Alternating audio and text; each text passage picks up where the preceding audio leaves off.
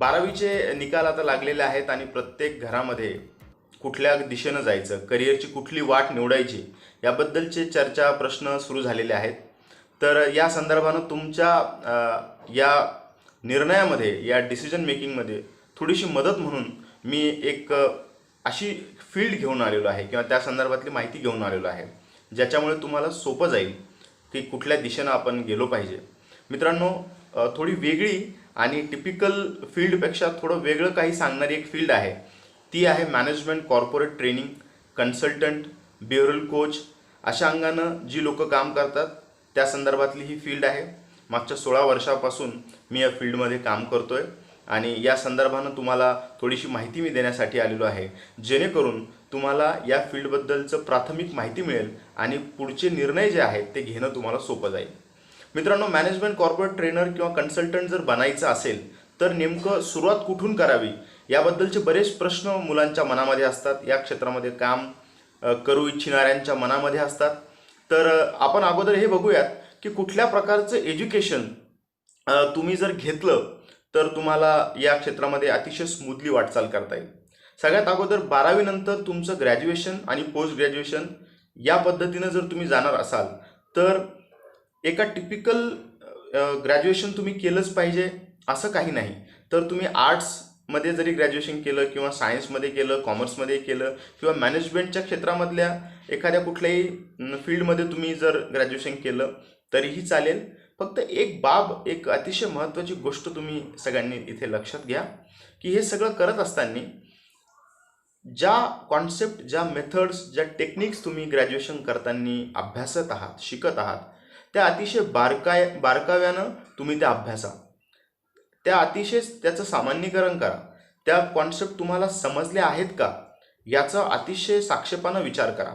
कारण बऱ्याच वेळेला असं होतं की आपण या काळामध्ये अभ्यास हा साधारणतः चांगले मार्क मिळवण्यासाठी करतो, परंतु ती कॉन्सेप्ट बऱ्याच वेळेला आपल्याला ॲज अ कॉन्सेप्ट म्हणून समजलेली नसते आणि मग पुढे जेव्हा तिचं ॲप्लिकेशनची वेळ येते किंवा आपल्याकडनं ते अपेक्षित असतं की तुम्ही ते सांगावं, परंतु बऱ्याच मुलांना ते सांगता येत नाही. सांगता जरी आलं तरी तिचं ॲप्लिकेशन करता येत नाही. त्यामुळं या काळामध्ये तुमच्यावर एक जिम्मेदारी आहे की जर या क्षेत्रात तुम्हाला यायचं असेल, ट्रेनिंगच्या क्षेत्रामध्ये, तर कॉन्सेप्ट तुमच्या अतिशय स्ट्रॉंग असणं गरजेचं आहे. त्याबद्दल तुमची जी काय जाणीव आहे, समज आहे, ही अतिशय प्रगल्भ असली पाहिजे, म्हणजे या क्षेत्रात येणं तुम्हाला सोपं जाईल. मग ग्रॅज्युएशन झाल्यानंतर तुम्ही PG तुमच्या आवडत्या विषयात करा. PG तुम्ही याच्यासाठी करणं या क्षेत्रासाठी अपेक्षित आहे, कारण PGमध्ये तुम्ही ज्या विषयाचा अभ्यास केला आहे त्या विषयामध्ये शास्त्रीय पद्धतीनं आणखी डिटेल रिसर्च कसा करता येतो याबद्दलची जी जाणीव आहे, याबद्दलची जी समज आहे, ती तुमची साधारणतः PG किंवा MA करत असताना डेव्हलप होते. पोस्ट ग्रॅज्युएशन करताना ती तुमची डेव्हलप होते. यामुळे तुम्हाला कुठल्याही विषयाकडे डिटेल, ॲनालिटिकली अतिशय खोलात जाऊन बघण्याचा जो तुमचा दृष्टिकोन आहे तो डेव्हलप होतो आणि हा दृष्टिकोन एका ट्रेनरसाठी, एका कन्सल्टंटसाठी अतिशय महत्त्वाचा, अतिशय गरजेचा आहे. हे सगळ्यांनी एकदा लक्षात ठेवा. तुम्ही एकदा ग्रॅज्युएशन आणि PG केल्यानंतर मग साधारणतः ज्ञानाची एक विशिष्ट लेवल तुमची कंप्लीट होते आणि यानंतर तुम्ही स्वतःच्या स्किलवर ॲज अ ट्रेनर म्हणून तुम्ही डेव्हलप करू शकता. यामध्ये मार्केटमध्ये आता वेगवेगळे कोर्सेस आहेत, ट्रेनिंगचे कोर्सेस आहेत, काही वर्कशॉप तुम्ही करू शकता. एक महत्त्वाचा वर्कशॉप जे ट्रेनर होऊ इच्छितात त्यांच्यासाठी मी रेकमेंड करेल, तो आहे ट्रेन द ट्रेनर नावाचा वर्कशॉप.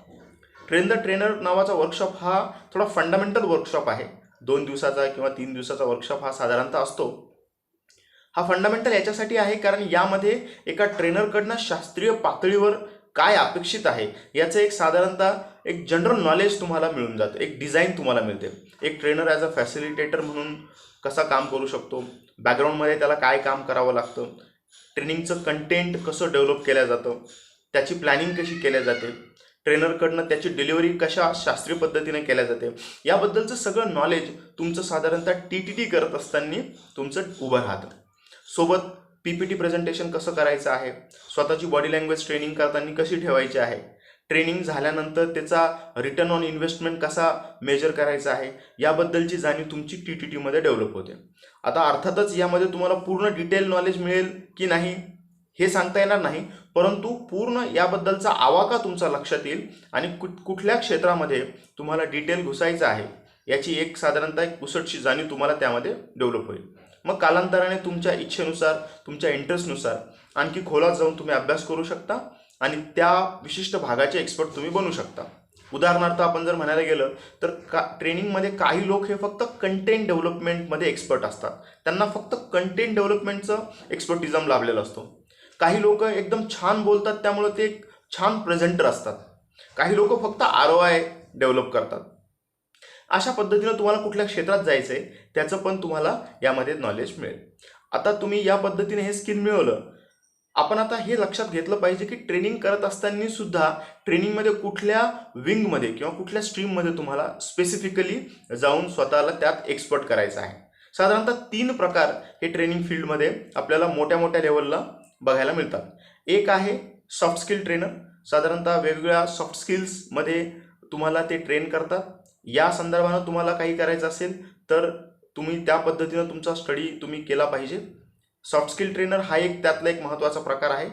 दुसरा जो प्रकार आहे तो आहे बिहेवियरल ट्रेनर. बिहेवियरल ट्रेनिंगमध्ये जी लोक न्यूरो लिंग्विस्टिक प्रोग्रामिंगच्या ट्रेनिंग करतात, ट्रान्झॅक्शन अनालिसिसच्या ट्रेनिंग करतात, इमोशनल इंटेलिजन्सच्या ट्रेनिंग करतात आणि बिहेवियरल रिलेटेड आणखी काही किंवा मानसशास्त्रीय रिलेटेड आणखी काही ज्या ट्रेनिंग करतात ती साधारणतः बिहेवियरल ट्रेनिंग या कॅटेगरीमध्ये येतात. तर या अनुषंगाने तुम्ही आणखी डिटेल स्टडी करून पुढे जाऊ शकतात. तिसरा जो प्रकार आहे हा मॅनेजमेंट ट्रेनिंग किंवा मॅनेजमेंट कोचिंग. यामध्ये मॅनेजमेंटच्या ज्या कॉन्सेप्ट आहेत, बिझनेसच्या ज्या कॉन्सेप्ट्स आहेत, टूल्स आहेत, टेक्निक्स आहेत, ट्रिक्स आहेत, स्ट्रॅटर्जीज आहेत, या तुम्हाला मॅनेजर्सला शिकवायच्या असतात, कंपनीच्या ओनर्सला शिकवायच्या असतात, मॅनेजमेंट बॉडीजला शिकवायच्या असतात. त्यामुळे तुम्हाला त्याच्यावर तुमचं नॉलेज असणं अपेक्षित आहे. साधारणतः या फील्डमध्ये जाणाऱ्या लोकांचं किंवा ट्रेनिंगच्या या फील्डमध्ये काम करणाऱ्या जे काही ट्रेनर्स आहेत त्यांचं MBA जर झालेलं असेल तर साधारणतः खूप त्यांना त्याचा फायदा होतो, सपोर्ट मिळतो. तुमचा जर अभ्यास चांगला असेल, तुम्ही खूप डिटेल स्टडी केलेला असेल तर MBA झालंच पाहिजे असंही नाही.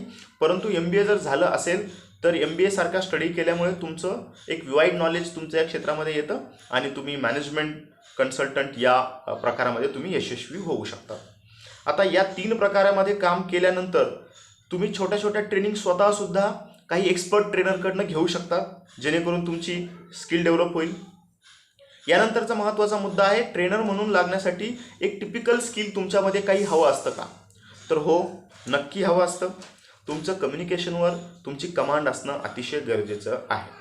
ज्या लोकांची कम्युनिकेशनवर कमांड नाही त्यांना ट्रेनिंग क्षेत्रामध्ये यशस्वी होण्यासाठी बऱ्याचशा अडचणींचा सामना करावा लागेल. त्यामुळं तुम्ही हे एकदा या फील्डमध्ये जाण्याअगोदर हे बघा की तुमचं कम्युनिकेशन स्किल स्ट्रॉंग आहे. नसेल तर त्यावर काम करून तुम्ही ते स्ट्रॉंग करून घ्या. भाषा कुठली तुम्हाला हवी आहे तर 3 भाषेवर तुमचं प्रभुत्व असणं अपेक्षित आहे. मराठी, हिंदी, इंग्रजी. आता बऱ्याच लोकांचं असं आहे की इंग्रजीवर त्यांचं एवढी कमांड नाही आहे,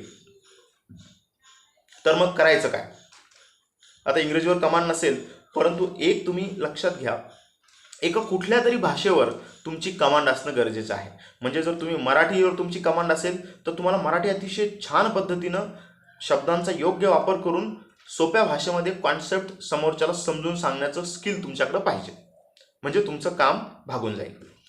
भाषा अशा प्रकारे झाल्यानंतर शेवटचा महत्त्वाचा मुद्दा यामध्ये येतो, तो म्हणजे जर या क्षेत्रामध्ये तुम्हाला यायचं असेल तर तुमचं वाचन हे अतिशय स्ट्रॉंग असणं अपेक्षित आहे.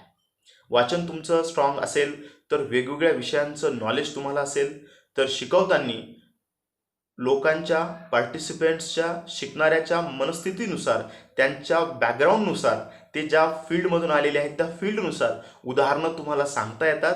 कारण तुमचं वाचन चांगलं असतं. तुम्हाला वेगवेगळ्या पद्धतीनं त्यांना ते पटवून देता येतं आणि तुमच्या लर्नरसोबतचा जो रॅपो असतो तो अतिशय स्ट्रॉंग होतो. तुमची विश्वासार्हता वाढते. लोकांना तुमच्याकडून शिकून घेण्याला आनंद वाटतो. म्हणून जर तुमचं वाचन हे जर स्ट्रॉंग असेल तर त्याचा नक्कीच तुम्हाला फायदा होईल. आतापासून म्हणजे 12वी झाल्यानंतर पुढच्या 5-7 वर्षामध्ये वेगवेगळ्या फील्डचं थोडं जरी तुम्ही नॉलेज मिळवलं किंवा थोडं जरी तुम्ही वाचन केलं, म्हणजे अर्थशास्त्र, राज्यशास्त्र, मानसशास्त्र, तत्त्वज्ञान, सौंदर्यशास्त्र, भाषाशास्त्र, इतिहास, लिटरेचर, या वेगवेगळ्या विषयातलं थोडं जरी तुम्ही नॉलेज मिळवलं तरी तुम्हाला तुमच्या क्लासमध्ये बसणारे, वर्गामध्ये बसणारी जी लोक आहेत त्यांची मानसिकता काय आहे ते समजून त्यांना शिकवणं सोपं जाईल आणि तुम्हाला या फील्डमध्ये अतिशय फार एफिशियंटली यशस्वी होत आहे. तर मित्रांनो, साधारणतः या फील्डमध्ये काम करण्यासाठी ही बेसिक माहिती मी तुम्हाला दिलेली आहे. यामध्ये आणखी डिटेलमध्ये तुम्हाला सगळ्या गोष्टींची माहिती मिळू शकते. तुम्हाला माहिती जर त्याबद्दलची घ्यायची असेल तर तुम्ही माझ्यासोबत संपर्क साधू शकता. मला तुम्हाला मदत करायला नक्कीच आवडेल. या फील्डमध्ये यशस्वी होण्यासाठी तुमचं पॅशन तुम्हाला अतिशय पुढच्या भविष्य काळामध्ये मदत करणार आहे. तुम्ही सर्वांनी जे तुम्हाला आता मार्क पडलेले असतील त्या मार्कासोबत तुम्ही पुढचा प्रवास अतिशय मेहनतीनं कराल अशी अपेक्षा ठेवतो आणि तुम्हा सर्वांना भविष्यासाठी शुभेच्छा देतो. धन्यवाद.